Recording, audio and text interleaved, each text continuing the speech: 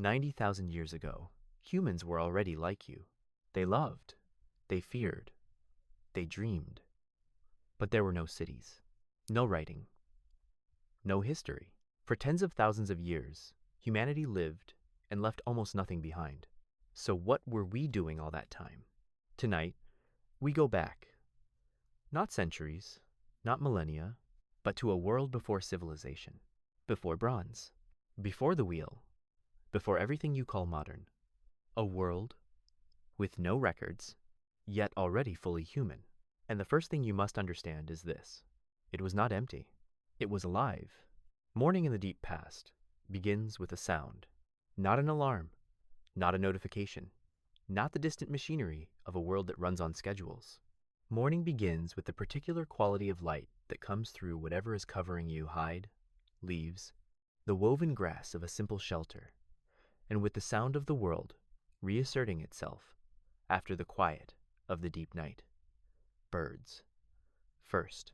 Always birds first. Before the light is then fully present.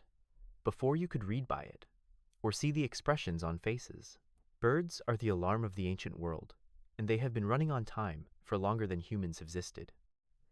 You open your yes in a world without ceilings, or nearly without them. The shelter you have been sleeping in, if you have been sleeping in a shelter, which depends on the season and the climate and the habits of your particular group, is not a building in any sense you would recognize. It might be a shallow cave. It might be a rock overhang, a natural structure that requires no construction, but offers the essential protection from rain and wind. It might be something built by human hands, a framework of branches, covered with bark or hide, low to the ground, and efficient in its small way. But it is not tall. It is not permanent. It does not separate you from the world so much as it negotiates with the world on your behalf, asking for a small concession of dryness and warmth in exchange for nothing, because the world does not negotiate. But the asking is a habit. The seeking of shelter is a practice as old as the species. The people around you are waking too. How many people? This is a question worth staying with. In your world, you move between contexts that range from complete solitude to crowds of thousands. And you have the concept of privacy and the concept of community as distinct things. In this world, those concepts are less distinct. The group, the band, to use the anthropological term, is typically somewhere between 15 and 50 people, sometimes more. Rarely more than 150 for any sustained period, because beyond that number, the social complexity becomes difficult to manage without the tools of civilization, writing, law, formal hierarchy that don't exist yet. The number 150 has been called Dunbar's number, after the anthropologist Robin Dunbar, who proposed that it represents the cognitive limit of stable social relationships for a human brain. Past that number, you need institutions. Below it, you have something older and more intimate, a community that knows itself completely, where very face is known, where the history of very relationship is carried in the memories of the people involved, where nothing is anonymous. You are waking up in the middle of a community that knows you completely. There is no one here who does not know your name or your equivalent of a name. There is no one here who is a stranger. There is no one here who does not know, at least roughly, your history, your parentage, your partnerships, your skills, your difficulties. You are, in a sense, completely visible. There is nowhere to hide within this community, and no reason to want to. The visibility is the safety. To be known is to be protected. To be known is to have people who will come looking if you don't return. The fire from the night before is still there, just coals, probably the same orange and deep red pulse you have seen before, the same slow heartbeat of warmth that the night watch kept alive. Someone was awake in the night. Humans are peculiar among primates. In their sleep patterns, we have a consolidated sleep period, but we also often wake in the middle of the night in what historians of sleep have called the first sleep and the second sleep, a natural segmentation of the night. That was probably the norm for most of human prehistory, and only became a problem when artificial lighting extended the day, artificially, and compressed the night into something that had to be gotten through in a single uninterrupted block. The person who kept the fire through the deep night is perhaps already asleep again now, in the gray pre-dawn, having handed the fire to the morning. You sit up. Your body feels the way bodies feel in the morning, heavy with sleep, slightly stiff from the ground, the particular slow coming back to yourself that is the same in any century and any world. You look around at the faces of your people. Some of them are still asleep. Some are in that middle state, yes, open, but not yet fully present. A child is already moving, because children in very raw are the first to be fully awake, the first to be curious about the day, the first to go to the DJ of the shelter and look out at the world with the particular interest of someone who has not yet learned to take it for granted. You follow the child's gaze, and the world outside is very beautiful and very indifferent and very large. The landscape around you depends on where in the world's long story this particular morning falls. The great diversity of human experience in these 90,000 years before civilization is one of its defining features. Humans were not all doing the same thing in the same place. They were in forests and grasslands and coastlines and river valleys and mountain foothills and semi-arid shrublands. They were in what would become Europe and Asia and the Americas and Australia and very island chain that was reachable. They were adapting with extraordinary flexibility and ingenuity to whatever the local world demanded of them. But some things are constant across all of these worlds. The morning light arriving at its own pace, the fire needing tending, the body needing food, the people around you needing acknowledgement, the small social transactions that begin the day, a look, a touch, a shared word or gesture that says, I am here, you are here, we are still here together. These constants run through very morning of very human life for the entire span of this story, regardless of latitude or longitude or the particular configuration of the landscape outside the shelter. The morning begins, as it always has, as it always will. Let us move through it slowly. The first task, often, is water. Water is the organizing principle of settlement and movement in the prehistoric world, in a way that is difficult to fully appreciate from a world where water comes from a fixture in the wall. In this world, water is where you find it: a spring, a stream, a river, a seasonal pool. Your knowledge of water sources in your territory is not merely useful, it is survival critical. The adults of the group carry a detailed mental map of every water source within a day's walk, noting which are reliable and which are seasonal, which are safe, and which are shared with animals that you would prefer not to encounter unexpectedly. The walk to water in the morning is one of the most repeated acts of human prehistory. It has happened billions of times, billions of mornings, billions of walks, billions of moments of kneeling by moving water and drinking, cupping the water in hands or in a vessel, feeling the cold of it on the face, the clarity of it in the throat. This is not metaphor. This is the literal substance of most mornings in the human story. The water is cold. It always is, in the morning. The night has cooled the earth, and the earth has cooled the water, and the water, when it touches your face, is a reminder that the world outside the warmth of the group is not heated for your comfort, is not adjusted to your preference, is simply and neutrally itself. This is bracing, in the original sense of that word. It wakes you more completely than any of the warming mechanisms of sleep. You are awake. The day has begun. The world is exactly as large as it has always been. What does a morning actually consist of in these long centuries before the structures of civilization imposed their rhythms on human time? The anthropological record, patchy as it is, assembled from the scant survivable vidance of lives, lived in organic materials that mostly decay, suggests a morning that is purposeful without being rigid. Purpose in the prehistoric world is driven by biological necessity and social context, not by schedule. The difference is significant. A schedule is an abstraction, it says. At this hour, this activity. Biological necessity says, when the body signals hunger, address the hunger. When the light is good for a particular kind of work, do that work. When the social fabric of the group requires something: mediation, celebration, mourning, decision, attend to that.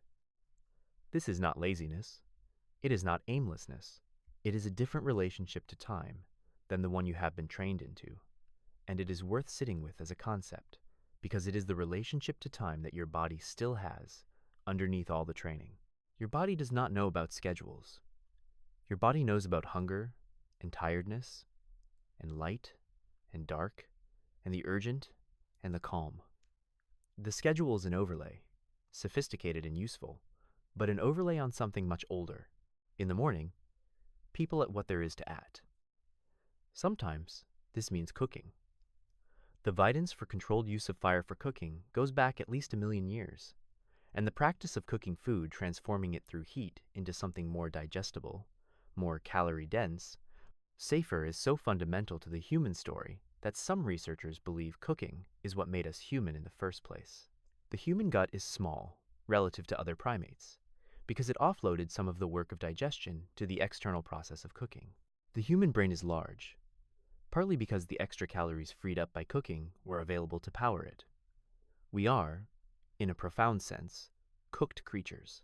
We are the species that learned to use fire not just for warmth and light, but for the transformation of food. And this learning changed us at the biological level in ways that we still carry. The food itself varies enormously by place and season, and the particular skills and knowledge of the group. But it is almost always a combination of plant and animal, gathered and hunted, foraged and pursued. The stereotype of prehistoric humans as primarily hunters is not supported by the vidance. Across most of human prehistory, in most environments, the bulk of calories came from plants, roots, and tubers, and nuts and seeds and fruits and leaves, and bark, and the dozens of other dibble things that a person with deep knowledge of a landscape can find and prepare. Hunting is important, and meat is nutritionally significant, and the social weight of a successful hunt is enormous. But day to day, morning to morning, the gathered plant is the reliable baseline, and the gathered plant is almost always the province of the women and older children and olders, who know the landscape intimately and move through it with the particular attention of people who are always looking, always cataloging, always noting what is here and what is gone, and what might be here next season. The knowledge they carry is staggering. We know this from the vidance of contemporary hunter-gatherer peoples, whose knowledge of their local environments has been documented and found to be extraordinary in its depth and precision. A single individual in a hunter-gatherer community may know hundreds of plant species by name, know their medicinal properties, their seasonal availability, their preparation requirements, their associated animal species. They know the soil types that produce certain plants, the aspects of hills that receive the right light for others. They know which roots are edible in which season and which are poisonous, and sometimes they know how to render a poisonous plant edible through a preparation process that requires multiple steps and precise knowledge of timing. This knowledge is not written down. It is carried in the mind, transmitted through direct instruction and observation and practice, and it is as sophisticated as anything produced by civilization, then if it leaves no monument. The morning, then, is education. Every morning is education. For the children who move with the adults and watch and learn and gradually, over years, absorb the enormous curriculum of survival in a particular place at a particular time. There is no school, there is no curriculum, there is just. Come with me, watch what I do, try it yourself, try it again. This is how it is done. This is why.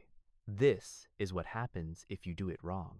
And the morning deepens, and the light becomes less golden and more direct, and the world settles into its middle part, and the people of this group move through it with the competence of people who have been doing this all their lives, and whose parents did it all their lives, and whose parents' parents did it, back and back, into a past that is not remembered individually, but is carried collectively in the accumulated practices and knowledge of the group. Here is something that may surprise you. 75,000 years ago, on the southern tip of what will eventually be called Africa, people were making art. Not proto-art, not accidental markings, art. Deliberate, considered, skilled art, geometric patterns engraved on pieces of ochre, the red iron oxide mineral that humans have used for decoration and ritual, for as long as we can find vidance of humans doing anything at all. At a site called Blombos Cave, archaeologists have found ochre pieces, 9 engraved with cross-hatch designs, careful, repeated patterns that required sustained attention, steady hands, and a concept of making something that would look a particular way. They were not making these marks for survival. The patterns on the ochre did not make the ochre more useful as a tool or a pigment. They made it more something. more significant, more marked, more itself in a way that someone had decided it should be. This is art. This is the impulse to take the world as it is and make it different, more intentional, more expressive, of something interior that would otherwise have no form. Let yourself feel the weight of that for a moment. 75,000 years ago, 35,000 years before the famous cave paintings of Lascaux and Altamira, 65,000 years before the first cities, someone sat down with a piece of ochre and a sharp tool and made a pattern. They decided on a pattern. They executed the pattern with care. They looked at what they had made, and it was, to them, in some sense, that we cannot fully access, but can dimly recognize. Right. We are talking about a mind that worked the way your mind works. The ochre at Blombo's cave is not the only evidence of this. There is a shell bead necklace from the same period, perforated shells, strung together, worn as adornment. There are containers made from shells, used to store pigment. There is evidence of systematic ochre processing, grinding, mixing with other materials, storing for later use. That implies a level of planning and forethought that was once assumed to be a late development in human cognition, but has been pushed further and further back as the excavations deepen. And then there is the question of music. Music does not preserve well. Wood rots. Skin drums decay. The sinew of a simple stringed instrument becomes indistinguishable from any other organic material in the soil. But bone flutes survive. And the oldest bone flutes we have found are between 40 and 60,000 years old, made from the bones of birds and bears, with carefully drilled holes, tuned with a precision that suggests the maker had a concept of specific pitches and their relationships. The instruments found at sites in Germany and Slovenia were made by modern humans, and they were made with skill. They were not experiments. They were the product of a tradition of making and playing instruments that was already established. What did the music sound like? We cannot know precisely. But we can say, from the structure of the instruments, that it could produce multiple distinct notes. It could produce melody. It could produce harmony in the hands of multiple players. The sound of it would not have been alien to your R. It would have been something your R recognized as music, as ordered sound, as the thing that music is, which is the imposition of human intention on the raw material of vibration. Imagine sitting in the dark of a late evening 40,000 years ago, and hearing a flute. Imagine the effect of that. Not as a novelty, it was not a novelty to the people who heard it. It was familiar, expected, comforting in the way that familiar music is always comforting. The way a melody you know arrives in your body before it arrives in your mind, settling into you like something that was always supposed to be there. This is what they had. Music, adornment, art, the impulse to make the world more than it was, to add to the world's bare facts the layer of human meaning, human beauty, human feeling made visible and audible and tangible. This impulse is ancient. It is older than civilization by tens of thousands of years. It did not begin with civilization. It did not become possible with civilization. It was there first, and civilization came later and organized it and institutionalized it and gave it names and categories and buildings designed to house it. But the impulse, that original, necessary, deeply human impulse, was already there, already fully operational. In a woman painting her body with ochre on the coast of Africa, 90,000 years before the first city rose from the first floodplain. Why did they make art?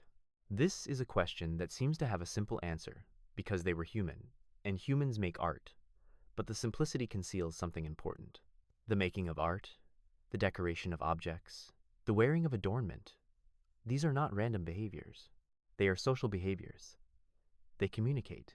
The patterns on the ochre at Blombo's cave, the shell beads around someone's neck, the red ochre on a body moving through a landscape, these things say something to the people who see them. They say, I am this kind of person. I belong to this group. I understand certain things. I have been through certain experiences.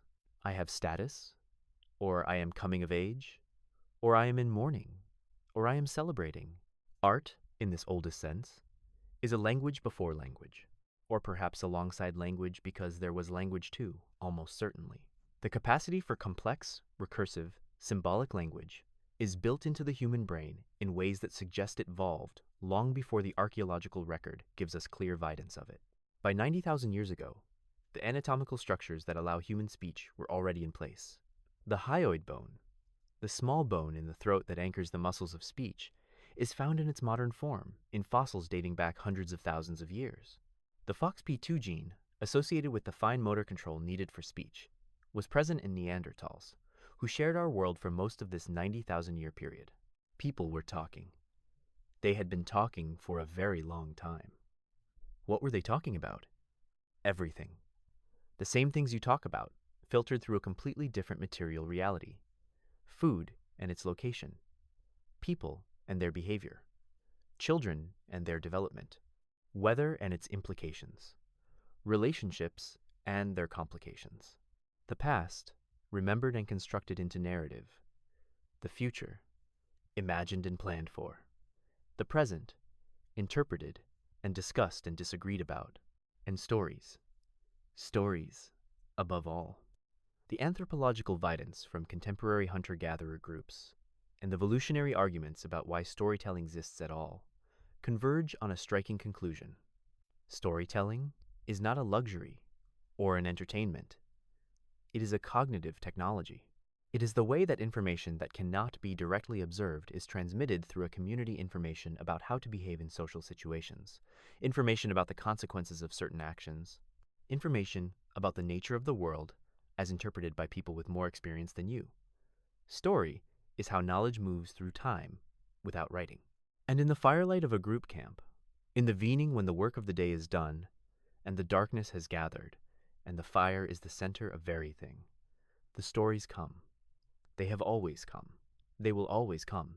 Every human society on Earth tells stories in the evening, by whatever light is available, to whatever audience is present. And this universality is not a coincidence. It is the trace of something that was already present 90,000 years ago, already established, already essential, already recognized by the people who did it as one of the things that made life worth living. Not mere survival, life worth living. That distinction matters enormously. The prehistorical human was not merely surviving, was not merely aiding and sleeping and reproducing in some mechanical, unreflective way, was living fully, consciously, with attention and intention, and the need for meaning and the capacity for beauty, was, in very way that matters, you. Sometime between 60 and 70,000 years ago, a group of humans walked out of Africa. We know this from the genetics. Every non-African person alive today descends from that group or from the small number of groups that made the same crossing in the same period. The population that left was not large. The current best estimates suggest a founding population of somewhere between 1,000 and 10,000 individuals, a tiny number when you think about what it eventually became. These people crossed what is now the southern end of the Red Sea, the Strait of Bab el-Mandeb, the Gate of Grief, when the sea level was low enough to make the crossing feasible, perhaps on simple watercraft, perhaps wading and swimming through the shallows. They entered a world they had never seen. What did it feel like to be among those people? We cannot know. They did not know they were making history. They did not know they were doing anything unprecedented. From inside the experience, they were probably doing something they had done before moving, following resources, responding to pressure, going where the landscape seemed to offer what they needed. The movement out of Africa was not a single, bold expedition with a known destination. It was a series of small steps, Ache 1 probably not very different from the kind of seasonal movement that any mobile group makes when conditions change and new territory beckons. But small steps, accumulated over generations, become enormous journeys. And the journey that small group began eventually took human beings to very continent, except Antarctica, to very island chain reachable by the technology of the time, to habitats ranging from tropical rainforest to Arctic tundra, from sea level to 10,000 feet of altitude, from the wettest places on Earth to the driest. It is the greatest act of colonization in the history of life on this planet, carried out not by a species that was physically adapted to these varied environments, but by a species that adapted culturally, that invented new tools, new social structures, new knowledge systems, new ways of organizing food and warmth and shelter for each new environment it entered. Let yourself imagine the first humans in a landscape that no human had first seen. The first humans to natter Europe, perhaps 50,000 years ago, stepping into a world of cold and ice and forests of species they had never encountered. The first humans to set foot in Australia, perhaps 65,000 years ago, though the date remains debated, arriving on a continent where very large animal they encountered was unfamiliar, where the plants were unlike anything in their accumulated botanical knowledge, where the stars overhead were subtly wrong, shifted from the configurations they had always navigated by. The first humans to enter the Americas, walking across the land bridge of Beringia, into a world of mammoths and mastodons and giant ground sloths and short-faced bears, a megafauna of extraordinary size and variety that had evolved in the complete absence of human hunters, and therefore had no fear of them. The first time a human looked at a mammoth, think about that. Not the 1,001st time, the first time.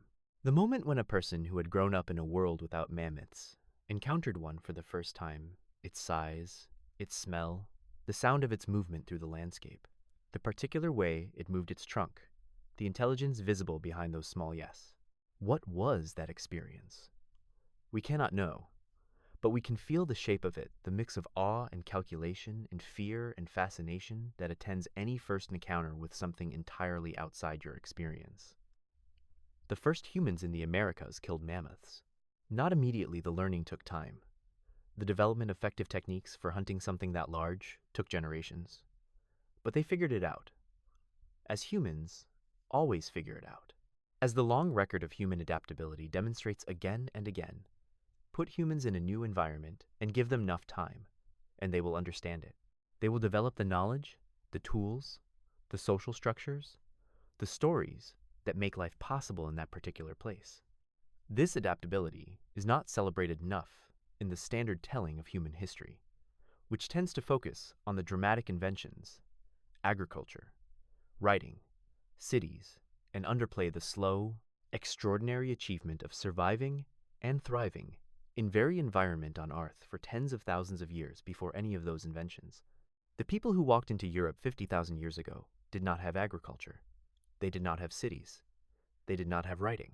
They had their bodies, their minds, their accumulated knowledge, their social bonds, and their extraordinary capacity for learning and adaptation. And they survived the ice ages of Europe. They survived winters that we, with all our technology, would find extremely challenging. They survived and thrived, and eventually created the art of the great caves. Lascaux, Altamira, Chauvet art so powerful and so technically accomplished that it shocked the modern world when it was first discovered, because it did not fit the story that civilization told about itself and its origins. The story civilization tells about itself is that it is the beginning, that before civilization there was darkness and chaos and mere animal survival, that the really human thing's beauty, meaning intelligence, social complexity, began when the first cities rose. The caves said otherwise. The caves said, "We were here before you. We were making beauty before you had a word for it. We were telling stories before you had writing to preserve them. We were fully human before you decided to define humanity by your own recent inventions." The caves were right. And as you lie here in the dark, in whatever shelter you inhabit, in whatever corner of the world the long migrations eventually placed, your ancestors consider that you are the product of all of those journeys. Every step of the migration is in you. Every adaptation to very new environment is written into your genome, your immune system, your metabolic flexibility, your cultural inheritance. You carry Africa and Europe and Asia and the coast of whatever sea your ancestors settled by. You carry the first humans who saw snow, who tasted a fruit they had never encountered before, who figured out how to stay warm in a world that had no intention of keeping them warm. You carry all of it. It is not history to you. It is you. The migrations were not always forward. They were not always successful. There were populations that moved into landscapes and then disappeared, leaving no modern descendants, genetic dead ends, brave or desperate experiments in settling a new world that didn't work out, that ended before enough children could be raised to continuation. The human tree, when you map it genetically, is not a clean line from Africa to you. It is an enormous bush, full of branches that don't go anywhere, full of populations that diverged and reconverged, mixed and separated, spread across landscapes, and then retreated when the climate changed. The climate changed constantly. This is perhaps the hardest thing to hold in mind about the deep past. Nothing was stable. The landscape was not stable. The temperature was not stable. The sea level was not stable. The distribution of plant and animal species was not stable. Ice ages advanced and retreated on timescales of thousands of years slow from a geological perspective, but fast enough that a human lifetime could witness significant change. A person born at the beginning of a cooling period and living to old age might see the tree line move down the mountain, the snow coming earlier each year, the animals that provided the most food becoming scarcer as their habitat contracted. How did people respond to this? The same way people respond to environmental change today, with a combination of adaptation, innovation, and movement. They moved to follow the resources. They innovated new tools and techniques to exploit whatever was available. They traded with neighboring groups for things their local environment no longer provided. They stored food, increasingly, in times of abundance against times of scarcity. They developed elaborate knowledge systems about weather patterns, about animal behavior, about the signs that indicate what the coming season will bring, that allow a community to anticipate rather than merely react. They also told stories about it. The stories served a function beyond entertainment. They encoded knowledge about past events, about the time the river flooded differently, about the time the animals moved away and then came back, about the time the winter lasted longer than expected, and what the group did to survive it. These stories were memory extended beyond individual lifetimes, the community's collective record of what it had faced and how it had managed. They were the first history not written, not permanent, subject to drift and embellishment over generations, but real in their function, real in their preservation of survival-relevant information. And some of them, we have reason to believe, were about things much older than anyone alive could remember. There are researchers who have argued controversially, but intriguingly, that certain oral traditions from indigenous communities around the world preserve genuine memories of events from thousands of years ago. Aboriginal Australian stories about sea level rise that match the geological record of specific local coastlines going back 10,000 years. Stories about volcanic vents that match the eruptions of extinct volcanoes. The specific geography of flood myths that corresponds to the actual flooding of specific low-lying areas as the glaciers melted at the end of the last ice age. The human memory, collectively maintained, may be longer than we think, and lying in the dark, in the comfortable weight of your own present moment, you might feel the deeges of that longness, the sense that the stories you carry, the ones you were told as a child, the ones embedded in your culture's mythology, the ones that feel ancient when you can't say why, might have roots that go deeper than anyone can verify, that the past is not as lost as the absence of writing might suggest, that something persists. There is a question that sits beneath all the practical questions, beneath the questions about food and shelter and tool-making and migration, and it is the question that is hardest to answer from the archaeological record, but also, perhaps, the most important. What did these people believe? What did they think the world was? What did they think they were? We cannot answer these questions directly. The beliefs of the deep past left only the most fragmentary physical traces: ochre burials, pierced shells, geometric engravings, the placement of bodies in the earth in ways that suggest more than mere disposal. But from these fragments, and from the comparative study of belief systems across human cultures, and from the deep logic of how minds work when confronted with a world full of apparent causation and agency and mystery, we can say some things with reasonable confidence. They believed the world was alive.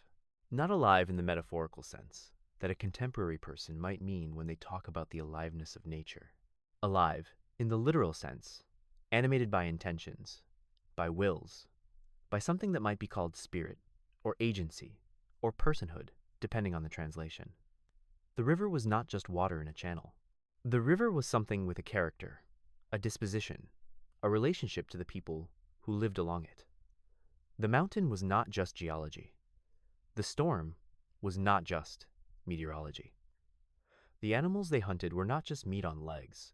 They were beings with their own interiority, their own relationship to the world, their own significance in a network of meaning that included the humans who encountered them. This is animism, the word that anthropologists use for the kind of belief system that attributes consciousness or spirit to the natural world. And animism is not a primitive mistake that civilization corrects. It is a coherent response to the world as it presents itself to a mind that is paying close attention. A mind that watches the behavior of animals very day for a lifetime, that notes how the weather is predicted by particular patterns in the clouds and winds and animal behavior, that observes the way that ecosystems are interconnected and interdependent. That mind does not see a world of dead mechanism. It sees a world of relations. A world where everything is connected to everything LSE, where cause and consequence flow through complex networks, where attention and respect and the right kind of engagement produce better outcomes than ignorance and disregard. This is not superstition. This is epistemology, a way of knowing that is adapted to the kind of world these people lived in. And it produced, almost certainly, ritual. The burial practices are the clearest evidence. When a group buries their dead with ochre and shell beads and flowers, and the carefully positioned body when they make the disposal of a body into a ceremony, they are doing something that transcends survival. They are acknowledging that the person who has died was not merely a body, was not merely a source of labor and calories and genetic material, but was something that requires acknowledgement, ceremony, the formal recognition of an ending. They are saying, this mattered, you mattered. The ending of you is not nothing. And in the saying, they are doing something that you do too, when someone you love dies and you gather with others to mark it, to speak words that feel inadequate but must be spoken, to perform the ceremony that is not for the dead person who is past all ceremony, but for the living, who need to acknowledge the loss in order to carry it. You are doing the same thing they did. Across 90,000 years and more, the impulse is the same. The need is the same. There were almost certainly coming-of-age rituals. The transition from child to adult is one of the most universally marked passages in human cultures, and there is no reason to think this universality is recent. The scarification, the tattooing, the fasting, the ordeal, the instruction these practices leave traces in the archaeological record, and in the comparative tanographic record that suggest very ancient origins. The moment when a young person is recognized by the community as having entered adulthood, having taken on the responsibilities and the privileges of full membership, is a moment that the community has always felt compelled, mock, because the community is a moral project, not just a survival arrangement. This is the thing that the old story of the primitive gets most wrong. The story that says these were people concerned only with survival, only with the bare material facts of aiding and staying warm and reproducing. The Vidance says otherwise. The Vidance says that the moral and spiritual and aesthetic dimensions of human life were fully present from the very beginning.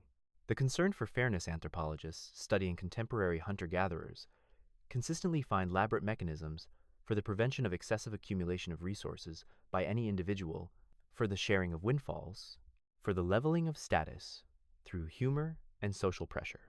The concern for the sick and the old, the archaeological record, contains individuals who survived injuries and conditions that would have required long-term care from others, care that had no direct payoff in terms of the caretaker's survival, care given simply because that is what you do for people who are part of your community. The concern for beauty, the art, the adornment, the music, the story, all of it invested in and maintained then when survival was precarious. They were moral beings. They were spiritual beings. They were aesthetic beings. They were us in our oldest and most central form. And as you lie here, in whatever comfort your world provides, in whatever degree of safety and warmth and satiety that your particular life has given you, it might be worth feeling, really feeling, not just noting as an intellectual point, the depth of the continuity, how long this has been going on.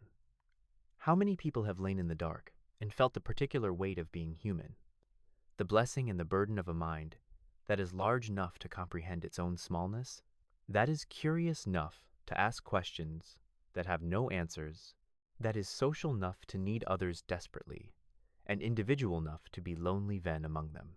For 90,000 years before the first city, for hundreds of thousands of years before that, this has been the human condition. And it is yours too, right now, in this dark, The sacred is not an invention of civilization. It is the oldest human thing. There is a particular kind of silence before a hunt. Not the silence of emptiness, the silence of concentration. The silence of a mind and a body that have been trained through years of practice to become very still, very attentive, very present to the smallest signals in the environment. The creak of a branch, the change in the wind's direction, the particular quality of alert in the behavior of smaller animals.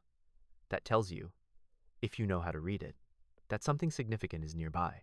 The hunt in the deep past is one of the things that the human imagination tends to glamorize, and the academic study tends to reduce to logistics. The truth, as always, is somewhere between more complex than the myth of the heroic prehistoric hunter, more human than the clinical description of caloric strategy. The hunt was dangerous. The hunt was demanding in ways that are difficult to appreciate from a world where meat arrives wrapped in plastic. The animals being hunted were large in the Pleistocene world.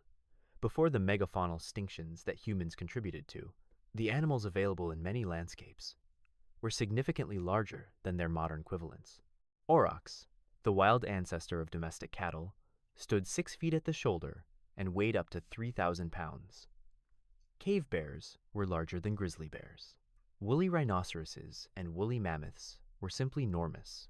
Hunting these animals with the weapons available, spears tipped with carefully worked stone points, atlatls that extended the throwing arm's reach and power, and eventually bows and arrows, was an act of considerable courage and skill. But it was also an act of considerable knowledge. The successful hunt depended less on brute force than on understanding. Understanding the animal's behavior, its patterns of movement, its habitat preferences, its reactions to different stimuli, its vulnerabilities, its strengths. Understanding the terrain where it offered advantage to the hunter and where to the hunted, which approach routes minimized the risk of being detected, which killing grounds offered the best combination of opportunity and escape. Understanding the weather, how it affected scent, visibility, the animal's behavior, the feasibility of the approach. This understanding was accumulated over lifetimes and passed down through generations. A young person learning to hunt was not just learning to throw a spear. They were entering a tradition of knowledge about a specific set of animals in a specific landscape that had been refined by the accumulated experience of every hunter in the community's history. The techniques they learned had been tested. The knowledge had been paid for, in fort and in risk, and sometimes in lives. The hunt was also, inevitably, a social event. Large game hunting almost always involved coordination. Multiple hunters working together, communicating silently through previously agreed signals, each playing a role in a plan that required all of them to execute their parts at the right moment. The social skills required for this kind of coordination are sophisticated. The ability to understand another person's perspective and anticipate their actions, the ability to communicate complex plans through nonverbal means, the ability to remain calm and follow the plan under conditions of considerable stress. These are not simple skills. They are the same social and cognitive capacities that underlie the most complex forms of human cooperation. And when the hunt was successful, when the animal went down and the hunters gathered around it, breathing hard, some of them still trembling with the residue of adrenaline, something happened that was not just practical. Something was acknowledged. The ethnographic record from traditional hunting cultures around the world documents a consistent pattern. The successful hunt is accompanied by ritual acknowledgement of the animal that was killed. Not always elaborate ritual sometimes, just a gesture, a moment of deliberate attention, a word or a posture or an offering, but something that recognizes the significance of what has occurred, that honors the animal that provided its life, that locates the act within a framework of relationship and obligation, rather than mere exploitation. This is not sentimentality. It is not naive. It is a sophisticated, fickle, and ecological response to the fact that survival depends on killing, and that killing is not nothing, and that the acknowledgement of its seriousness is both morally appropriate and practically useful, because communities that treat their prey with respect tend to hunt sustainably, and communities that hunt sustainably tend to survive. The hunters of the deep past were not thoughtless predators. They were participants in ecology that they understood intimately. and their understanding included an understanding of their own role in it, not as lords of the landscape, not as owners of the animals, but as one species among others, dependent on the whole for their survival, responsible for maintaining the conditions of their own sustainability. This understanding, encoded in ritual and story, and the practical habits of hunting, kept human populations in rough balance with their prey species for most of the 90,000 years we are speaking of. It was only at the deeges of the human range, where new human populations entered landscapes, whose megafauna had never experienced human hunters, and therefore had no fear response to them, that the balance broke down. The extinctions of the Pleistocene megafauna, which removed roughly 2/3 of the large mammal species in the Americas and Australia within a few thousand years of human arrival, represent a failure of this system under novel conditions, not its typical operating mode. The typical operating mode was something closer to balance, to participation, to the kind of relationship with the living world that leaves enough for tomorrow, because the people who thought about tomorrow were the ones who survived to become your ancestors. You carry that foresight. The capacity to think about tomorrow, to plan, to consider consequences. It is yours, and it is ancient. It was there long before civilization. It was what allowed the migrations and the adaptations and the sustained inhabitation of specific landscapes across thousands of years. The short-sighted ones are not your ancestors. The ones who thought about tomorrow survived to produce you. It is worth remembering, in a world that often rewards short-term thinking, that your deepest inheritance is long-term thinking, that the version of humanity that survived to make you was the version that could imagine the future and make choices in its service. The hunt is over. The meat will feed the group for days. The bones will be used for tools, the hide for warmth, the sinew for binding.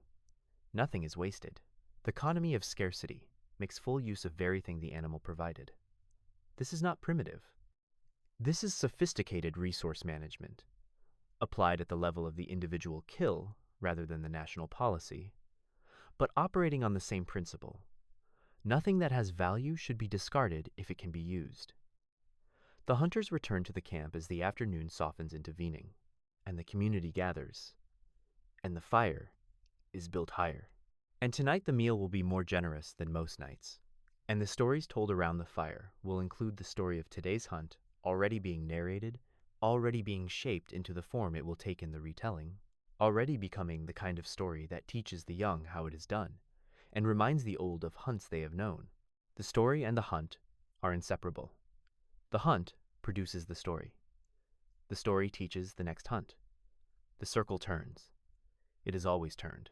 A child is born, in very raw, in very world, in very human community from the first to the last. This is the vent that reorganizes everything, not just the family, not just the immediate community. The birth of a child reorganizes the entire meaning structure of a group. It is proof of continuity, of survival, of the project of human life extending itself into the future. In the world, 90,000 years before civilization, the birth of a child is attended by the entire community in a way that modern birth rarely is. The pregnancy was known to everyone. There is no privacy in a band of 50 people, and pregnancy is not hidden. The birth was attended by the most experienced women in the group, whose knowledge of birth and its complications was empirical and deep, and passed down through generations of attending births.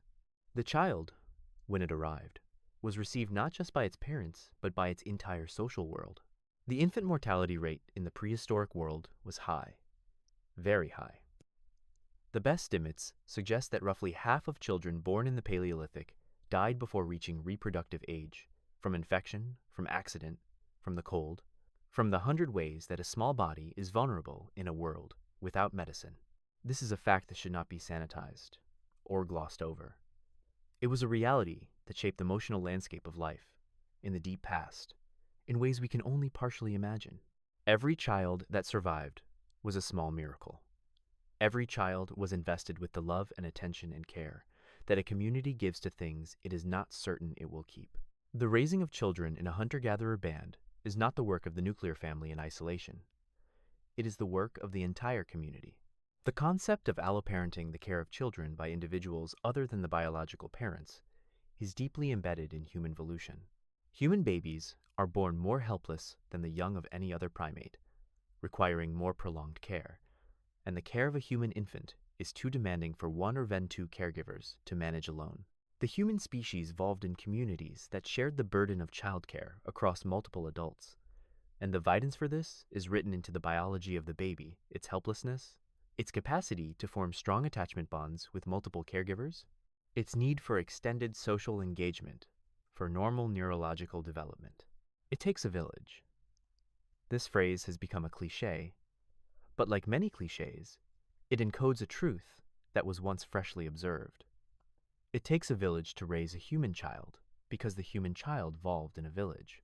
The nuclear family is a recent and somewhat unstable configuration. The community is the original unit of human childcare, and it worked across 90,000 years. It worked because the community had a stake in every child, and the child had relationships with many adults, and the love and knowledge were distributed widely enough that the loss of one or two caregivers did not end the child's chances. Children in this world learn through play and through imitation, and through the gradual expansion of their participation in adult activities. A child of 5 was not in school. A child of 5 was moving with the group, watching the adults, beginning to learn the first and simplest elements of the vast curriculum of knowledge that would eventually be theirs.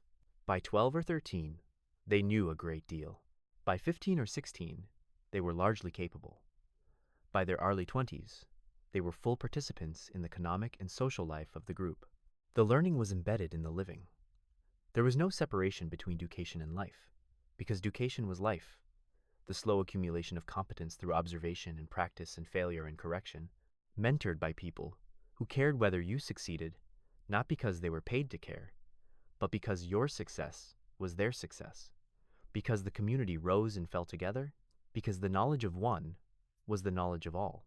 Think about what it meant to grow up entirely known by everyone around you, to have no anonymity, to be watched and supported and corrected by a community that knew your name and your lineage and your developing character and the particular things you were good at and the particular things you struggled with, to never be invisible, to always be seen. This could be experienced as oppressive, and in some ways, in some communities, it probably was. The absence of privacy, the weight of community expectation, the difficulty of being different in a world with limited tolerance for difference. But it could also be experienced as profoundly held as the particular security of a world in which you were never alone, never unknown, never without the support of people who had a stake in your well-being. Most people who have studied traditional hunter-gatherer communities come away with the sense that the children in those communities were deeply, robustly loved, not sentimentally, not indulgently, but genuinely and completely. They were the future of the group, and the group knew it, and the knowledge translated into attention and care and patience that was not always possible in the harder moments, but was always the aspiration. You were once such a child.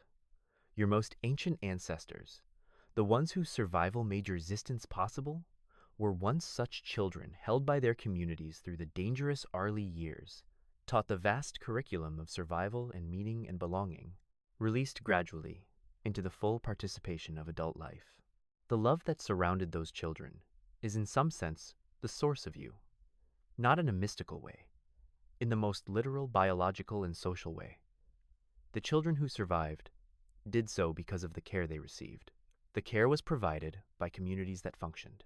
The communities functioned because the social bonds within them were strong enough to hold under pressure. And those bonds were strong because people loved each other not always perfectly, not always without conflict, but genuinely, persistently, in the way that long shared survival makes people love each other.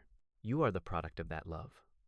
Across all the centuries, and all the distances, and all the generations, you are what that love was going toward. There is a moment in the life of every human community that restructures everything else, the death of one of its members. In the prehistoric world, death was less hidden than it is in yours. You live in a world that has, in the last century or so, become remarkably efficient at removing death, from ordinary experience hospitals and nursing homes and funeral parlors, and the various institutions of mortality management that ensure most people in the modern world will reach middle age having witnessed very few deaths directly. Your grandparents' grandparents lived differently. They died at home. They were washed and dressed and watched over by family members. The body was present. The grief was immediate and physical, and unmediated by the protocols of professional death management. In the prehistoric world, death was more present still. In a band of 50 people, the loss of any member is a significant event, a practical disruption, an emotional one, felt by every person in the community, with varying intensity, but felt by all. There is no buffer. The body is there. The absence begins immediately, and the community responds.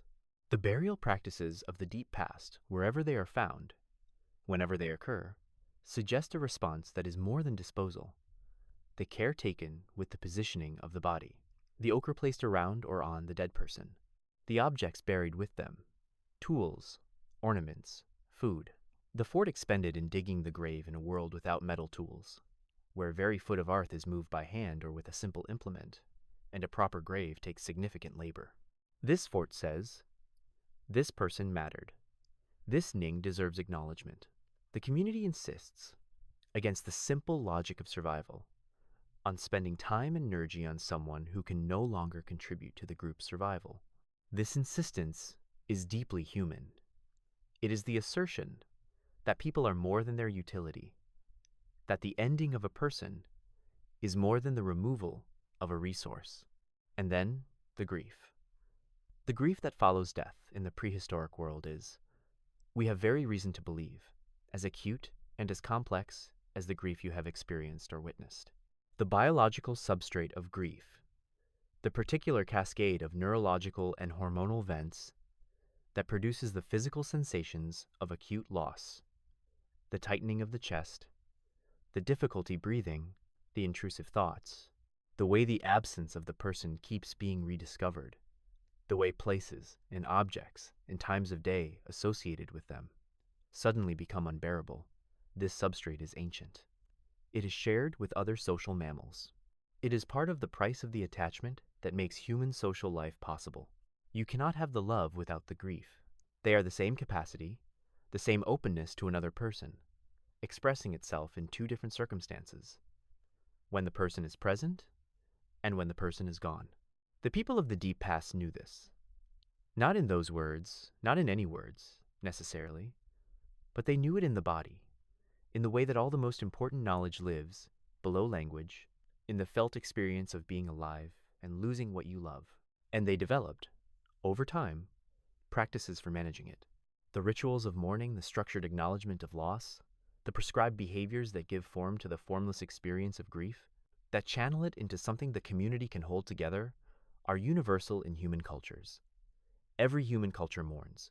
Every human culture has practices that mark the passage from life to death, and from acute grief to the longer work of carrying a loss while still continuing to live.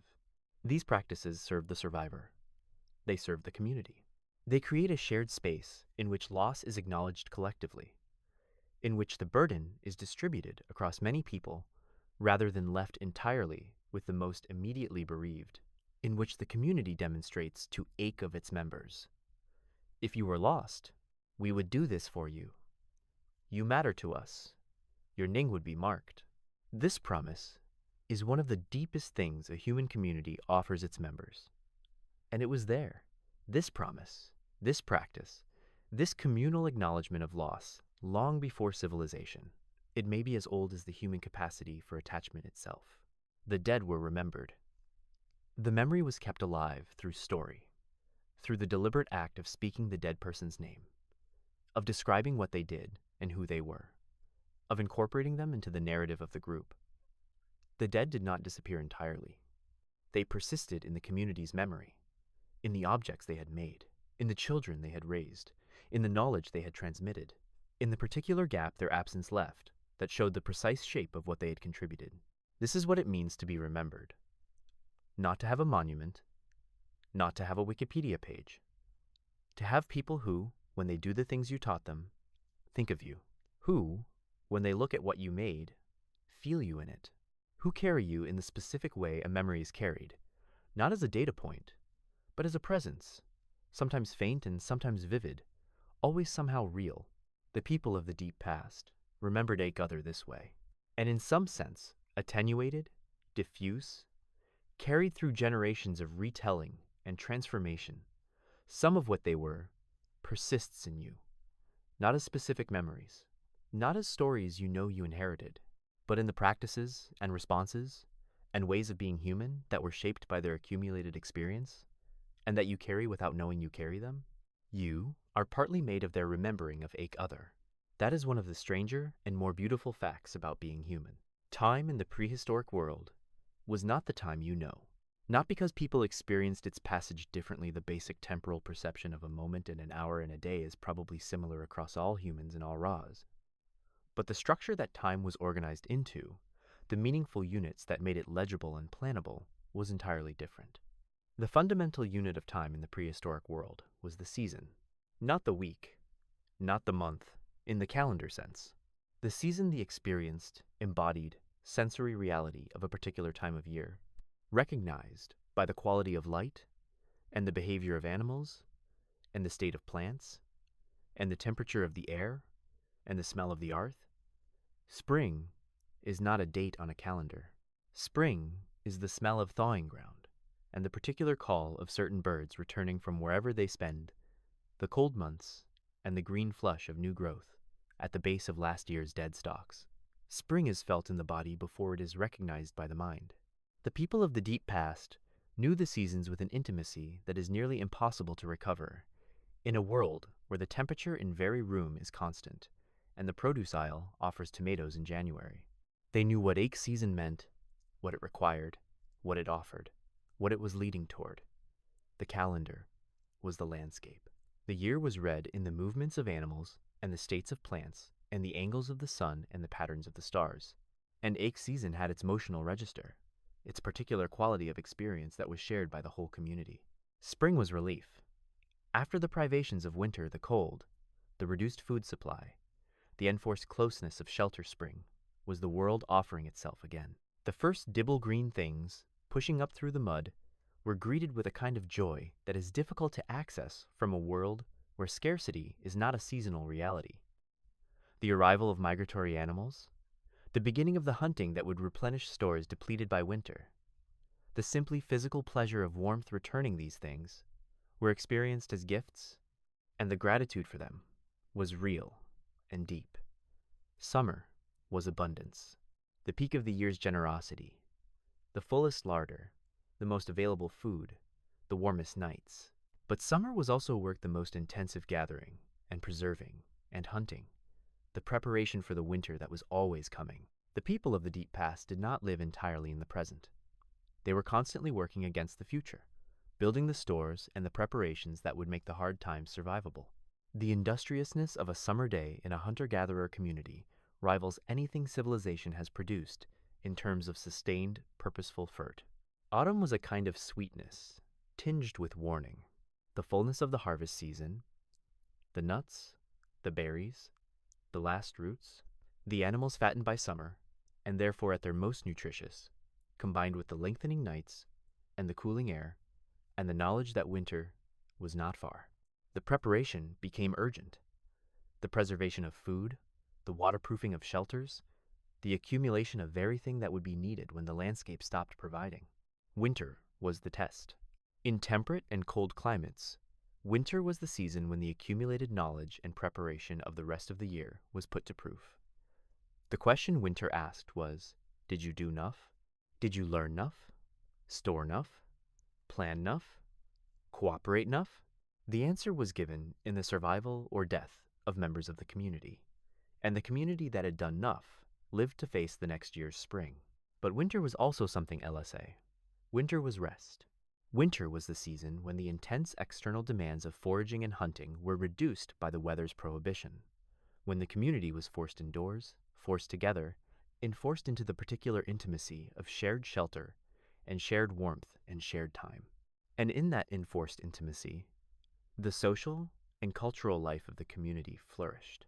Winter was when the stories were told, the long stories, the stories that took several nights, that built on ache other, that constituted the full mythology of the group, the explanations of the world, and the guides for behavior, and the memories of important events, all organized into narrative and transmitted in the firelit dark of a winter shelter.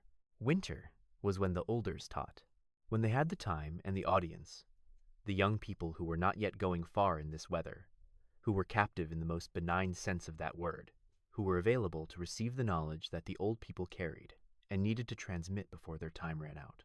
Winter was when the group became most fully itself, most aware of its shared identity, most dependent on its internal bonds, most engaged with the question of what it meant to be this particular group of people with this particular history in this particular place. And winter, in the coldest climates and the hardest years, was when people died. This is the other face of winter. The test it posed was real. The olders who were too old and too weak to survive the cold. The infants who could not maintain their temperature. The sick who could not recover without the nutrients that the winter did not provide. The hard winters are in your ancestry too, survived by someone. Always, but at cost, always at cost. You carry the winter in your body. The metabolic adaptations that allow you to extract energy from limited food sources.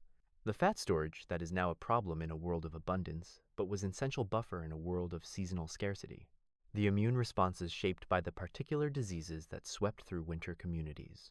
The emotional responses to short days and reduced light that we now call seasonal affective disorder, which is not a disorder in the context of the world that shaped it, but a signal, a response to the changed conditions that said, slow down, rest, conserve, wait for spring. The seasons are in you. Even living in a world that has largely abolished their force, you feel them. The particular melancholy of late autumn, the restlessness of early spring, the expansiveness of long summer days, the inward turn of winter. These are not mere poetry. They are the residue of hundreds of thousands of years of living in a world where the seasons determined everything. Tonight, wherever you are in the cycle of seasons, you are in it. The world outside your window is doing what it does at this time of year, following the old rhythms, the rhythms that were the fundamental structure of time for all of human prehistory. The year turns. The seasons come and go. The earth tilts on its axis, and the sun's angle changes, and the landscape responds, and the animals move, and the plants merge or die back, and the old story continues. You are in the old story. Even now, even here. There is a word in the English language that has lost most of its original weight through overuse: community. It is used to describe everything from a neighborhood association to an online forum, and in its inflation it has lost the specific gravity of what it once meant and what it still means, at its deepest, in the human experience. Community, in the original and essential sense, is the group of people on whom your survival literally depends, not metaphorically. Not in the attenuated modern sense where survival means something like financial stability or social flourishing. In the literal sense, the people without whose cooperation, in a world without supermarkets or hospitals or police forces, you would not be alive. The people who know where the water is, the people who share the meat, the people who tend you when you are sick and carry you when you are injured and come looking when you do not return at nightfall. The people whose collective knowledge, taken together, constitutes the total available intelligence about how to survive in this particular place. To belong to such a community is nothing like belonging to an online forum. It is total. It is the fabric of your existence. To be cast out of it, and exclusion, was the ultimate punishment in many traditional communities, more feared than any physical punishment, is to be cast out of the conditions of survival itself. To belong to it is to be held in a web of obligation and care that extends in very direction, that makes demands of you, and provides for you in a way that is so continuous and so assumed that it rarely requires comment. You do not thank the river for water. You do not thank the sun for light. In the same way, you do not constantly thank your community for the fabric of support it provides. It is simply there, the background condition of your existence, the field within which the figure of your individual life moves. But sometimes, in moments of crisis, in moments of great joy, in the particular lucidity that comes with illness, or grief, or the approach of death, the background becomes visible. The fabric becomes apparent. You see, suddenly and clearly, the web that holds you. The people of the deep past lived closer to this visibility than you do. The smallness of the group, the immediacy of the dependencies, The constant practical demonstration of how your survival is entangled with the survival of others, all of this kept the fabric legible, in a way that the scale and complexity of modern life tends to obscure. You know, abstractly, that you depend on a vast network of other people for very thing you consume and use and inhabit. You know that the food on your plate passed through dozens of hands before it reached yours, that the water in your pipes was treated by people you will never meet, that the electricity running through your walls was generated by processes that involve thousands of individuals in a chain of interdependence that circles the globe. You know this, but you do not feel it. The scale is too large for feeling. The individuals are too invisible. In the band of 50, very one was visible. Everyone's contribution was known. The person who was particularly skilled at finding water in dry conditions. The person who knew the medicinal plants. The person who was the best at the particular kind of tracking that brought down the most game. The person who kept the social peace, whose skill at reading conflict and mediating it before it became destructive was as valuable as any other skill in the group. The person who told the best stories. The person who was best with the children. Every person had a place. Every person's particular combination of skills and knowledge and personality contributed something. The community was not abstract. It was the sum of 50 specific known individuals, ake one irreplaceable in their particular way. This is the texture of belonging in the deep past. Dense, specific, mutual. A belonging that was felt in the body, in the comfort of familiar voices, the security of familiar faces, the particular ace of moving through a world where everything was known, and you were known in return. You carry the need for this belonging. Your nervous system was shaped by hundreds of thousands of years of living in nactily this kind of community. And the need for it, the specific, embodied need for a community of known individuals, of faces that know your face, of people whose lives are genuinely tangled with yours. That need did not go away when civilization arrived and offered its larger but thinner networks of connection. The need is still there. It shows up in loneliness, in the particular ache of feeling unknown, in the hunger for depth of connection that is one of the defining experiences of modern life in all its abundance. You are a creature of the band, wired for 50 people, living in a world of 7 billion. This mismatch is not new.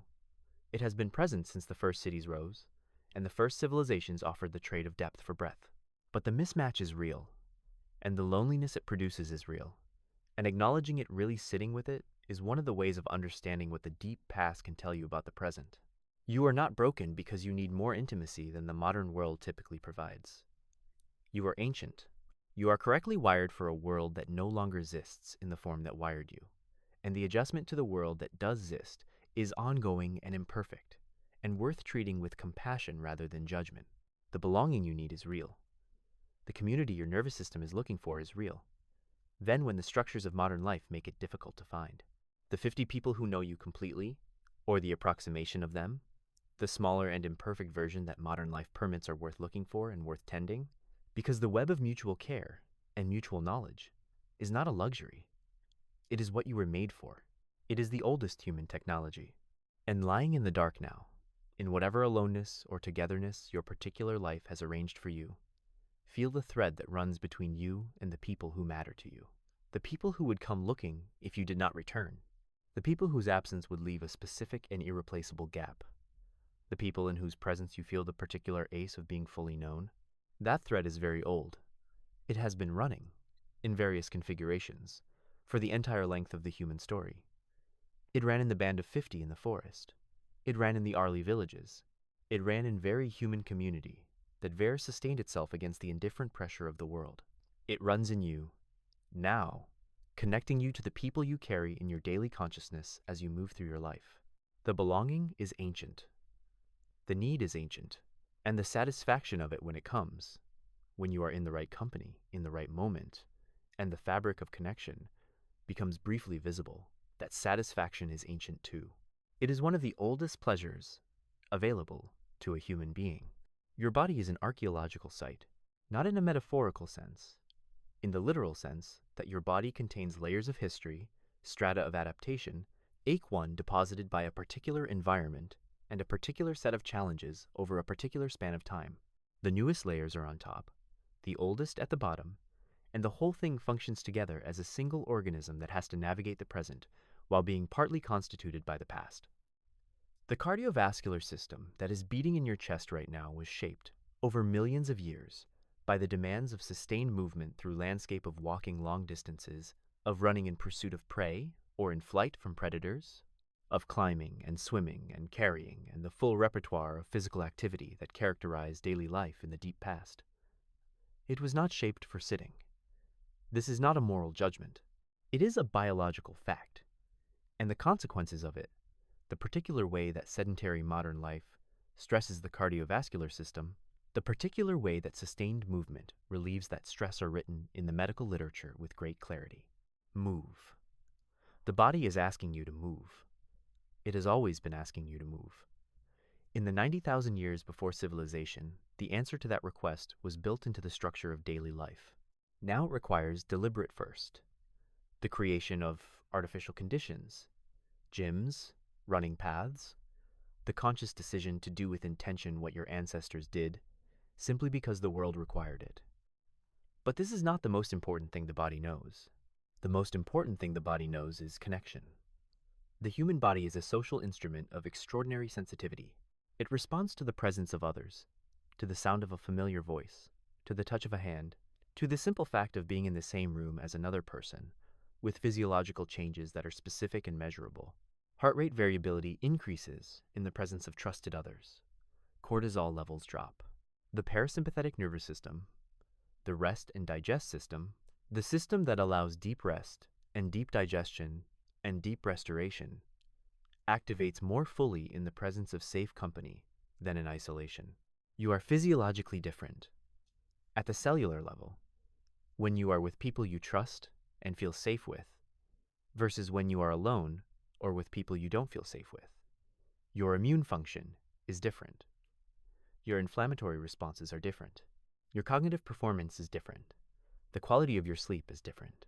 For 90,000 years before civilization, this system operated in the context for which it evolved a small group of familiar people, with whom you were in almost constant proximity, whose voices and faces and physical presence were the continuous background of your existence. The restoration that safe company provides was continuous. It was the default state, interrupted only by the times when you were alone in the landscape, and briefly, voluntarily separated from the group. Modern life has inverted this. The default state of modern life, for many people, is relative isolation, living alone, or in small family units, surrounded by strangers in the public spaces and colleagues in the workspaces, but rarely embedded in the kind of dense, familiar, daily community that the body was designed to inhabit. The company of safe others is something you have to seek and create and maintain deliberately, against the grain of a world that often organizes itself around individual rather than collective life. The body notices. The body records the deficit. The various health consequences of social isolation, as documented by decades of research, showing that isolation is associated with increased risk of cardiovascular disease, cognitive decline, immune dysfunction, depression, and reduced lifespan, are the body's notation that something it needs is missing. This is not weakness. This is the correct operation of a system that was built for a world that no longer exists in that form. The body is right to need what it needs. The world has changed faster than the body has adapted. And so the body's needs become the map to something important. When you feel the need for connection, for real, deep, embodied connection with people who know you, you are feeling the ancient truth of what you are. You are a creature of the band. You are a creature of the fire circle. You are a creature whose body knows, at a level deeper than thought, that the people around you are the difference between surviving and not surviving, between flourishing and merely persisting. Listen to the body. Not always the body has fears and appetites that do not always serve well in the modern world. But on this particular thing, on the question of connection and belonging and the need for real human community, the body is not mistaken. It is ancient, and it is correct. Tonight, in the dark, the body is resting. All the systems that run on high alert during the day are quieting.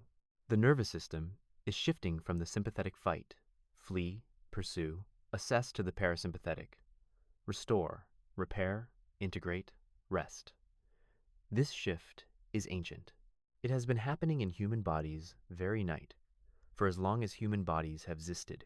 It is happening in you right now, as the breath slows, and the muscles release their held tensions, and the mind begins to let go of its grip on the day. The body knows how to do this.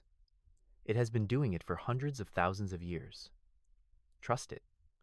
Let it do what it knows how to do, which is carry you through the dark and return you to the light. That is the oldest thing the body knows. That is enough for tonight. Rest now. The body knows the way. Humanity has been talking for a very long time. Not always in words, before words or alongside words. In whatever configuration, language, and gesture and expression were mixed in the earliest forms of human communication, there was the face. The human face is an extraordinary instrument of communication. It can produce thousands of distinct expressions, many of them involuntary, many of them readable by other humans across very cultural boundary that has ever been studied. The micro-expressions that flash across a face, in fractions of a second, carry more information than most people consciously receive. But the receiving happens anyway, in the processing that precedes conscious awareness, in the social intelligence that was shaped by hundreds of thousands of years of having to read the faces of the people you depended on. You are extraordinarily good at reading faces. You are so good at it that you read faces in clouds, in wood grain, in the patterns of rust on old metal. The pareidolia that makes you see a face in the moon is the extreme expression of a faculty so finely tuned that it runs on anything face-shaped. This is not a quirk. This is the residue of a survival system, a social system, a system of continuous reading and decoding that was the primary mode of communication for most of human prehistory. The long conversation that humanity has been having with itself is not recorded in books. It is not archived anywhere. It happened in the daily business of human social life, in very exchange between two people who needed to understand each other, in very moment of conflict that was resolved or not resolved, in very decision made by a group about what to do next, in very story told, and very song sung, and very moment of shared silence, in which two people understood each other without words. This conversation included everything: arguments about the right way to do things, negotiations about who gets what, the gentle and not so gentle instruction of the young by the old, the expression of love and grief and anger and wonder and boredom and desire and all the other states that a human mind passes through in the course of a day. The philosophical speculation, yes, there was philosophical speculation, in whatever form it took in minds that had not developed the formal tools of philosophy about why the world is the way it is, what it means to be alive, what happens when you die, what the right way to live is. These questions are not new. They are as old as the capacity to ask them, and that capacity is ancient beyond any formal philosophy. The first human who wondered why things die, and felt the wrongness of it, and looked for a way to think about it that made it bearable that human was doing philosophy, not academic philosophy, the real thing. The thing that precedes and motivates academic philosophy, the direct confrontation with the hardest facts of existence, and the attempt to find a way to hold them without being destroyed by them. The answers found in the deep past, the stories and the rituals and the cosmologies and the spiritual practices were real answers. They were not primitive mistakes waiting to be corrected by science. They were functional responses to genuinely difficult questions, responses that worked well enough to allow people to continue living and loving and creating, despite the difficult facts of mortality and uncertainty and the vast indifference of the universe to human concerns. Many of the most important insights in the long human conversation are very old. The value of honesty in social relationships, recognized early, maintained through social pressure and formal norm in very human community. The importance of generosity, recognized early, maintained through the sharing practices of hunter-gatherer communities that served as social insurance against individual misfortune. The reality of suffering and the need for compassion recognized early, demonstrated in the care given to injured and ill community members at significant cost to the caregivers. The passage of time and the impermanence of all things recognized early, encoded in the seasonal rituals that mark transitions and acknowledged change. The conversation is very long. You are in it. Every book you have read, very conversation you have had, very idea you have encountered and wrestled with you, are a participant in a conversation that began before writing, that has been running continuously for hundreds of thousands of years, that includes very human being who has lived as both speaker and listener. Your thoughts tonight, whatever they are, wherever they wander as you approach sleep, are part of that conversation. You are thinking in a language that is not yours, that you inherited from 10,000 years of linguistic ancestors, that carries in its structure the accumulated history of very mind that has used it before you. The concepts available to your thinking were shaped by people who lived and thought and struggled with ideas over an enormous span of time. You think with tools you did not make, and the person you think with them as the self, the mind, the experiencing center of your life, that too is something that merged over a very long time.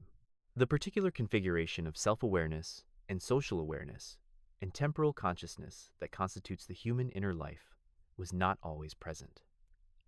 It merged over evolutionary time through the accumulated pressure of the challenges of human social existence. The self that you are is, in part, a solution to the problem of how to be a social animal in a complex community, how to track your own needs and the needs of others simultaneously, how to model your own future behavior and its consequences, how to hold a narrative of who you are across the discontinuity of sleep and the changes of experience. The self is ancient.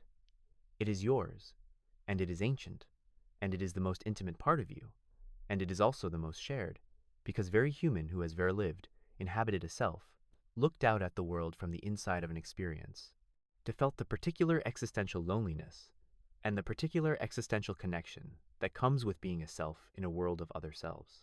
You are not alone in this. You have never been alone in this. The conversation is very long, and you are in it, and the people who came before you all the way back, all 90,000 years and further, they are in it too. They are your interlocutors.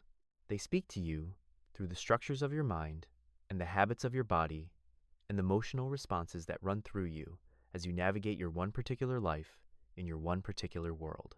Listen as you fall toward sleep, not with your R's, with the older listening, with the part of you that knows, without being told, that you are held in something very large and very long and very continuously human.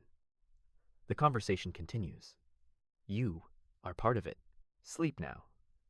The conversation will be here when you wake. It has always been here. It will always be here. Imagine, for a moment, that you are given a forest. Not a forest with labels on the trees. Not a forest with trails and signs and maps available at the visitor center. A real forest, without any of the external scaffolding that your world provides to make the navigation of nature legible. A real forest with hundreds of species of plants, dozens of which are edible in some form, and some of which are poisonous, and some of which are medicinal, and some of which are useful for making tools, and some of which produce materials for making rope, or waterproofing, or fire, and some of which can be combined with other plants to produce fexon, the body that range from healing to hallucinogenic to deadly. You have no guidebook, you have no phone, you have no way to look anything up. How long would it take you to understand that forest? The honest answer is lifetimes. Several lifetimes. The knowledge embedded in a traditional hunter-gatherer understanding of a specific landscape took thousands of years to develop and accumulate and refine. It is not the knowledge of a single person. It is the collective knowledge of a community of people across many generations, each generation adding to what the previous one knew, each individual specializing in certain areas while maintaining competence across the whole. The entire device held together not by text, but by memory and practice, and the living transmission of knowledge from elder to child. This knowledge is sophisticated in ways that continue to astonish researchers who study it. The pharmacological knowledge alone is remarkable. Traditional plant medicines developed by hunter-gatherer and early agricultural communities have provided the basis for a significant proportion of modern pharmaceuticals. Aspirin derives from willow bark, which traditional peoples across multiple continents used for pain relief. Quinine, the anti-malarial drug that opened tropical Africa to European colonization, was derived from the bark of the cinchona tree, which Amazonian peoples had been using for centuries. Digitalis, used for heart conditions, comes from foxglove, used in European folk medicine. The list is long, and it represents centuries or millennia of empirical investigation, of careful observation, of what happens when particular plants are used in particular ways, in particular doses, in particular combinations. This is science, not formal science, not science with published papers and peer review and double-blind trials. But empirical investigation, the systematic observation of cause and effect, the testing of hypotheses against outcomes, the accumulation of knowledge through the careful observation of what actually happens when you do things. The method is ancient. The knowledge it produced was real, and the ecological knowledge is quality impressive. The people of the deep past managed their environments, not in the heavy-handed way that industrial civilization manages environments, not by imposing a predetermined structure on the landscape through brute force and technology, but they managed them. They used fire to encourage the growth of particular plants and to drive animals. They maintained certain groves and prevented others from growing. They created and maintained watering holes and pathways. They protected certain species and hunted others in ways that maintained the populations at sustainable levels, not because they had the concept of sustainability in the formal sense, but because they noticed what happened when you overhunted something, and they adjusted their behavior accordingly. The concept of a pristine wilderness untouched by human hands is, in most cases, a myth. The landscapes that European explorers encountered in the Americas, in Australia, in sub-Saharan Africa landscapes, they described as natural, wild, untouched, were in most cases actively managed by the indigenous peoples who had been living in and with them for thousands of years. When those peoples were removed by disease, by force, by the wholesale destruction of their cultures, the landscapes changed. Animals became either scarce or overabundant. Plants that had been kept in check proliferated. Rivers that had been navigable silted up. The landscape showed what it looked like without the people who had been tending it. The knowledge they carried was not just knowledge about the world, it was relationship with the world. And this distinction matters. A relationship implies, reciprocity implies that what you do affects what you receive, that the world responds to how you treat it, that there is a feedback loop between human behavior and environmental condition. This understanding, which ecological science has arrived at through a century of formal study, was embedded in the practical knowledge and the spiritual frameworks of people who were living in intimate relationship with specific landscapes long before the concept of ecology existed. The knowledge was also social. Humans are intensely social creatures, and the management of human relationships, the navigation of status and conflict and alliance and obligation, is a cognitive challenge as demanding as any physical or environmental challenge. The social knowledge of a hunter-gatherer community is rich and detailed. Who is kin to whom, and to what degree? What obligations attach to kinship? What the rules of marriage and partnership are in this particular group, and why? What happens when someone violates those rules, and what the community does about it? How disputes are adjudicated? How decisions are made? How the labor and the resources of the group are distributed? These social structures were not simple. They were not primitive. They were different from the social structures that civilization developed. But different does not mean less complex or less sophisticated. A hunter-gatherer kinship system, with its careful mapping of relationships and obligations and prohibitions across multiple generations, is a structure of considerable intricacy. The customary law that governed behavior in traditional communities, the rules about sharing, about truth-telling, about violence and its consequences, about the treatment of outsiders, was sophisticated enough to maintain social cohesion in groups that had no police, no courts, no prisons, no written law. It worked through social pressure, through reputation, through the simple and powerful mechanism of a community that knows very one in it, and knows what very one has done, and responds to violations of the community's norms with a graduated set of responses that range from gentle mockery to serious social exclusion. In a community of 50 people, social exclusion is a severe punishment to be cut off from the group, is to be cut off from very thing the group provides, which is warmth and food and safety and meaning. The threat of it is enough to maintain most behavior within acceptable limits most of the time. What is acceptable and what is not varies enormously across human cultures.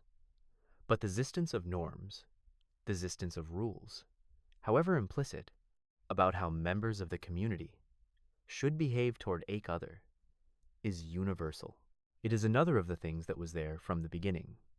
The moral sense, the capacity to distinguish right from wrong behavior, and to feel strongly about the distinction, is ancient. It did not begin with law codes or religious commandments. It was there before.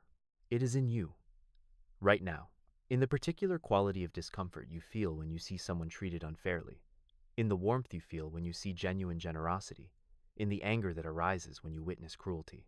These are ancient responses. They are yours, and they are also theirs. The people of the deep past and the continuity is not metaphorical.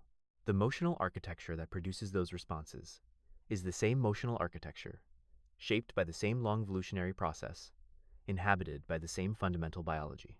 You are them. In the dark, in the quiet, in the deep of the night, you are them. And what they knew, the full, rich, textured knowledge of a world without books, lives on in the habits of your mind, the way you read social situations, the way you notice threats and opportunities in your environment, the way your body responds to nature with a recognition that is older than your experience of it, the way you feel calmer near water, more alert at the edge of a clearing, more comfortable with your back against something solid. These responses are not arbitrary. They are the accumulated wisdom of hundreds of thousands of years of humans living in landscapes where those responses were adaptive. You carry a library of ancient knowledge in your nervous system. It is not accessed through conscious thought. It is not articulated in language, but it is there, running in the background of your experience of the world, shaping your perceptions and your responses in ways that you rarely notice, but that are always present. The knowledge of the deep past did not disappear when civilization arrived. It went underground, into the body, into the wordless wisdom of a nervous system shaped over hundreds of millennia. It is still there. It is part of you. Tonight, lying in the dark, breathing slowly, feeling the weight of your body in its rest, that knowledge is present. It is what allowed your ancestors to survive long enough to produce you. It is what you carry forward, whether you know it or not. There is a particular quality to the human night that is unlike the night of any other animal. Other animals experience the night as a shift in the conditions of survival, as a change in the balance of predator and prey, in the visibility of threats, in the difficulty of finding food and water. The night, for most animals, is simply a different version of the same urgency that runs through their days. They are always in the world. They are always responding to it. Even in sleep, they are more alert than humans are in sleep, more ready to be summoned back to the demands of survival. Humans are different. Humans made the night into something less. They made it into time. The campfire created a space, a small, defined, human-scaled space within the enormous dark of the prehistoric night. A space where the rules were different, where the immediate demands of survival could be set aside for a while, where the human mind, freed from the constant alertness of the day, could do something loose, could turn inward, could think about things that were not immediately urgent, could talk about things that were abstract and speculative and meaningful in ways that had nothing to do with food or shelter or the location of water. The campfire was the first human institution. Before the temple, before the court, before the school, before the market. The campfire, the gathering place where the community came together in the evening and did the things that made it more than a survival unit, where stories were told and songs were sung and disagreements were aired and decisions were made and children were told what they needed to know about the world and elders were heard with the particular attention given to people who have seen more than you have. Think about what happens around a fire. Think about what happens to your face in firelight. The way it softens. The way the orange glow makes very one look warmer, more present, more themselves.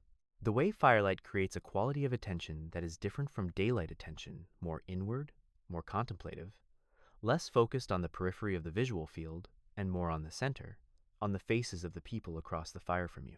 Research suggests that firelight specifically promotes a particular kind of social interaction deeper, more intimate, more oriented toward emotional sharing and abstract topics than daylight social interaction.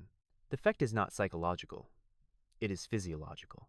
The specific qualities of firelight, its warmth, its flicker, its low level and specific color temperature, produce measurable changes in the brain's social processing.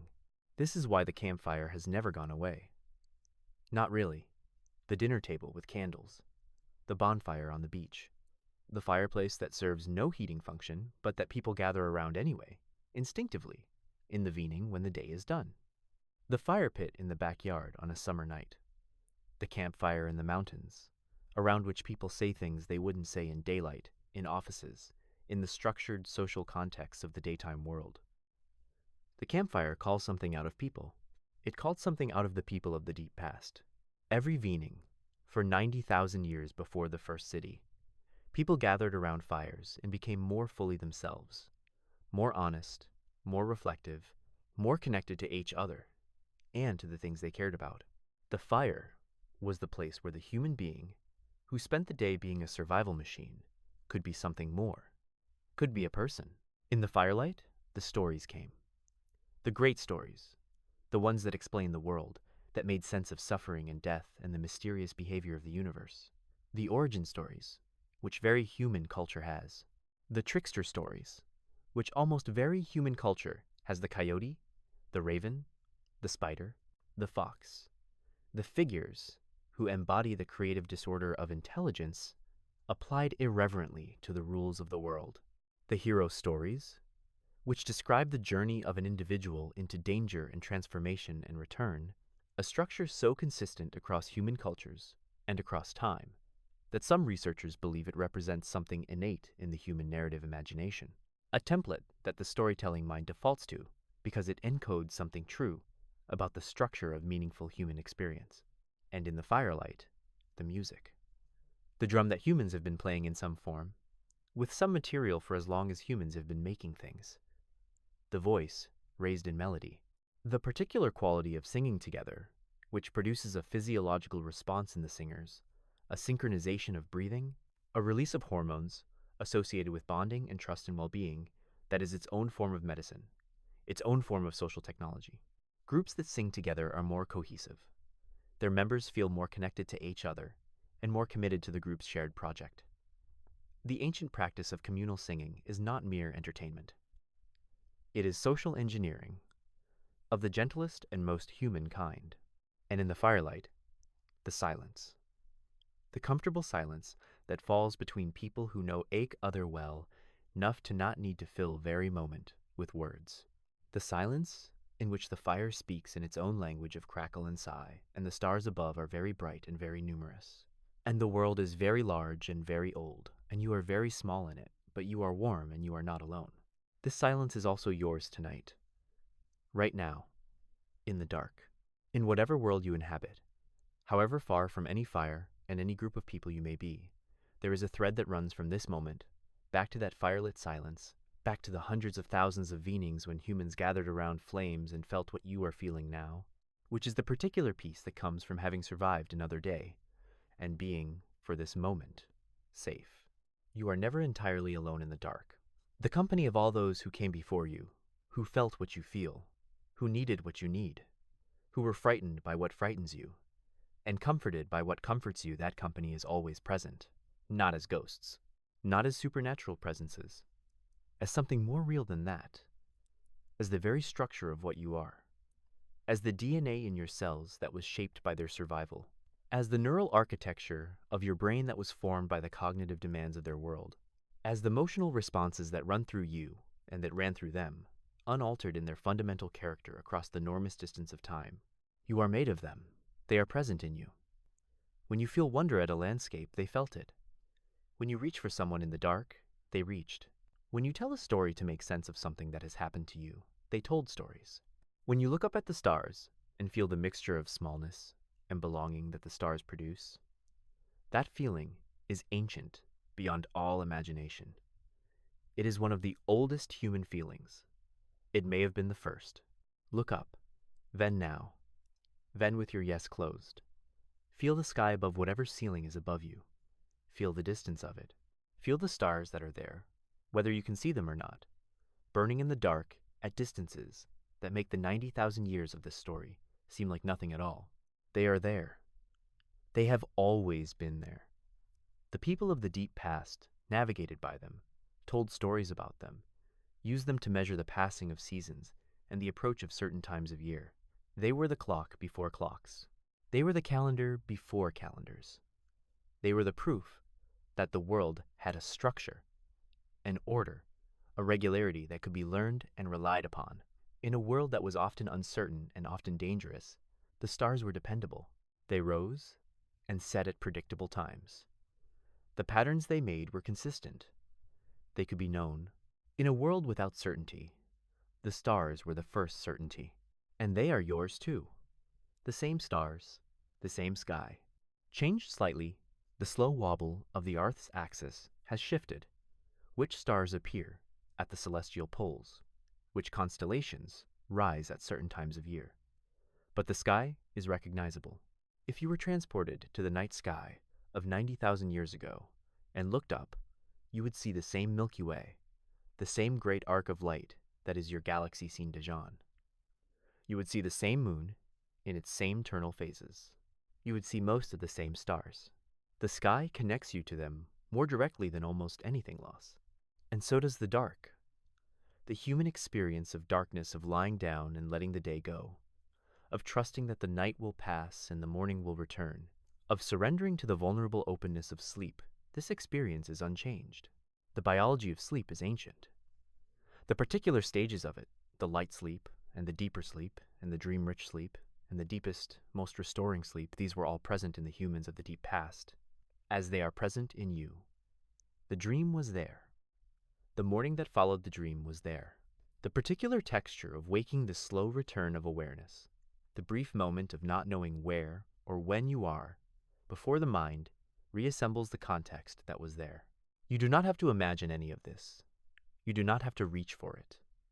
It is happening in you right now, as it has happened in very human who has ver lived, as it will happen in very human who ver will live.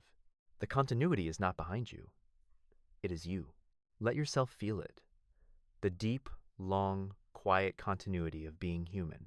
The fact that beneath everything that makes your world different from theirs, the technology, the institutions, the accumulated knowledge, the unprecedented complexity of the civilization you inhabit beneath all of it, the same thing is happening. A human being, a body and a mind, and a need for warmth and meaning and connection.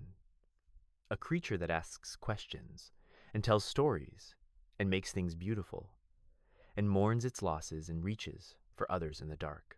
A creature that lies down at the end of the day and breathes. The breath goes back that far. It goes back further than that, and it is happening in you right now. Slow and ven and real. The oldest and most essential thing you do. Let it carry you. Let the long human story carry you. Back and back, through the 90,000 years before the first city. Back through the fires, and the migrations, and the art, and the music, and the burials, and the love, and the grief, and the wonder. Let it carry you all the way back to the woman sitting by the sea, watching the waves, thinking thoughts we cannot know, being a person in a world that had not yet invented the word for person. She is behind you. She is in you. And she is, in the only way that matters, not behind you at all. She is here. The morning will come. It always does. It has come for very human being who has ver lived, in very raw, in very corner of this earth. It came for the woman by the sea. It came for the people who walked out of Africa into a world they had never seen. It came for the artists of the great caves, who crawled on their hands and knees into the deep dark with small lamps and made images of animals that still astonish us 30,000 years later. It came for the people who knapped flint into tools of extraordinary precision, for the people who buried their dead with flowers, for the people who looked up at the stars and told the first stories about what they saw there. It came for all of them, and it will come for you. But not yet. Not quite yet. For now, there is this, the dark and the quiet and the long human story pressing gently against the present moment, reminding you of what you are and where you come from, and how long this has been going on. 90,000 years before the first city. Hundreds of thousands of years before that, when the human form was still finding itself, still arriving at the particular configuration of bone and brain and social complexity that would eventually produce the capacity for art and story and the elaborate inner life that you inhabit. All of it leading here, to this moment, this dark, this breath. The great span of human time is not behind you, receding into an unreachable past. It is present in very cell of your body, in very habit of your mind, in very motional response that runs through you without your asking it to. You are the current expression of something very old, something that was tested by ice ages and droughts and stinctions and very catastrophe the planet could devise. And that held. That found a way through. That loved its children fiercely enough to carry them through impossible winters and impossible losses and impossible distances until enough of them survived to carry the line forward one more generation. You are that generation. For now, for the length of your life, you are the most recent expression of the longest human story. It is enough to rest in that. More than enough. It is, if you let it be, a kind of comfort that is larger than any particular comfort you might seek. The comfort of belonging to something very old and very persistent, and, in its way, very beautiful. The fire in the deep past is out. Every fire is out eventually, when there is no one left to tend it, but the warmth dispersed. The warmth went into the air, and the air cooled, and the cooling air moved through the landscape, and eventually, in some infinitely diffuse and untraceable way, that warmth became part of the world that produced you. Everything that was becomes part of what is. That is the law, and you are what is. So, sleep. Let the 90,000 years carry you. Let the long, slow human rhythm of breathing and resting and trusting that the morning will come let it do what it has always done, which is hold you through the dark and deliver you, gently and without drama, back to the light. 90,000 years before civilization, someone was doing exactly this, breathing into the dark, trusting the morning, held by the warmth of the people around them, and the fire that was keeping the cold at a manageable distance, and the stories that had been told, and the songs that still lingered in the air long after the voices had stopped. You are that person. You are all of those people. You are what they were going toward, all along. Sleep now. The morning will come.